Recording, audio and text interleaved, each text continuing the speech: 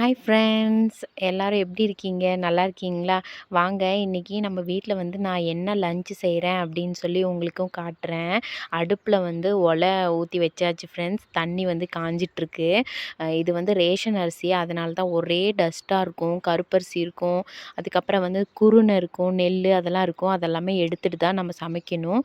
அது கூட வந்து நேற்று மதியானம் வச்ச ரசம் இருக்குது ஃப்ரெண்ட்ஸ். அதனால் சரி பொரியல் மட்டும் பண்ணிக்கலாம் அப்படின்னு சொல்லி தான் ஃப்ரெண்ட்ஸ் பாவக்காய் பொரியல் பண்ணுறேன். இந்த பாவக்காய் பொரியல் அவ்வளோ சூப்பராக இருக்கும். இப்போ வந்து ஒலை வந்து கொதிச்சிருச்சு, அதனால் அரிசி போட்டாச்சு. அடுப்பில் வந்து ஃபுல்லாக தண்ணி வந்துருச்சு ஃப்ரெண்ட்ஸ். நேற்று பயங்கர மழை இங்கே ஊட்டியில், அதனால் அடுப்பு ஃபுல்லாக நனைஞ்சிருச்சு. இது வந்து பாவக்காய் வந்து வேறு ஒன்றும் இல்லை ஃப்ரெண்ட்ஸ். தவாவில் வந்து பாவக்காய் நம்ம கட் பண்ணி வச்சுருக்க பாவக்காய் போட்டு ஒரு 2 டேபிள் ஸ்பூன் வந்து ஆயில் போட்டுக்கணும். தேவையான அளவு உப்பு, அவ்வளோதான் ஃப்ரெண்ட்ஸ். நல்லா க்ளோஸ் பண்ணி வச்சிடணும். அது பாட்டுக்கு வெந்துட்டுருக்கட்டும். லாஸ்ட்டாக வந்து மிளகாத்தூள் மட்டும் போட்டுட்டு இறக்கிற வேண்டியதுதான். அவ்வளோ சூப்பராக இருக்கும். நீங்கள்லாம் ட்ரை பண்ணி பாருங்கள். அதுக்கப்புறம் வந்து அவரைக்காய் கொஞ்சம் இருந்துச்சு ஃப்ரெண்ட்ஸ். சரி அவரைக்காய் பொரியல் மாதிரி கொஞ்சம் பண்ணிக்கலாம் அப்படின்னு சொல்லி தான் ஃப்ரெண்ட்ஸ் அவரைக்காய் கட் பண்ணி வச்சுட்டு, அது கூட வந்து பொட்டேட்டோ போட்டு செஞ்சால் சூப்பராக இருக்கும். ஒரு மாதிரி தக்காளி சட்னி வைப்போம்ல, அந்த மாதிரி. கண்ணு எரியுது ஃப்ரெண்ட்ஸ், அதனால தான். சரி ஆனியன், அப்புறம் வந்து பச்சை மிளகா, தக்காளி, கருவேப்பிலை அதெல்லாம் எடுத்தாச்சு. இந்த பாருங்க ஃப்ரெண்ட்ஸ், அவ்வளோதான். பாவக்காய் வெந்துருச்சா, அது கூட வந்து மிளகாத்தூள் போட்டுட்டு ஆஃப் பண்ணிட வேண்டியதாக கேஸை. இப்போ வந்து குழம்ப தாளித்து விட்டுறலாம்.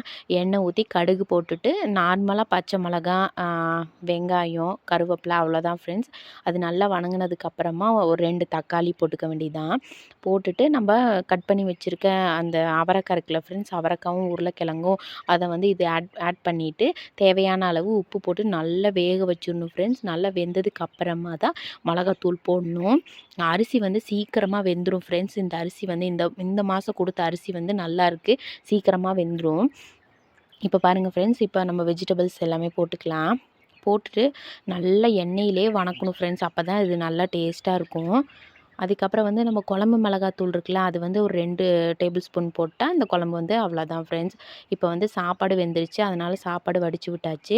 இந்த சைடில் வந்து குழம்புக்கு மிளகாத்தூள் போட்டு கொஞ்சம் மஞ்சத்தூள் போட்டு தேவையான அளவு தண்ணி ஊற்றி நல்லா மூடி வச்சிட வேண்டியதான் ஃப்ரெண்ட்ஸ். நல்லா சுண்டி வந்துடும்.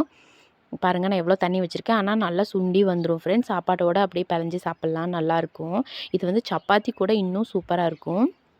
இன்றைக்கி வந்து சாப்பாடு வடித்தாச்சு ஃப்ரெண்ட்ஸ். அது கூட வந்து நம்ம அவரைக்காய் குழம்பு வச்சாச்சு. அதுக்கப்புறம் வந்து பாவக்காய் பொரியல். இந்த பொரியல் சூப்பராக இருக்கும், நீங்களாம் ட்ரை பண்ணி பாருங்கள்.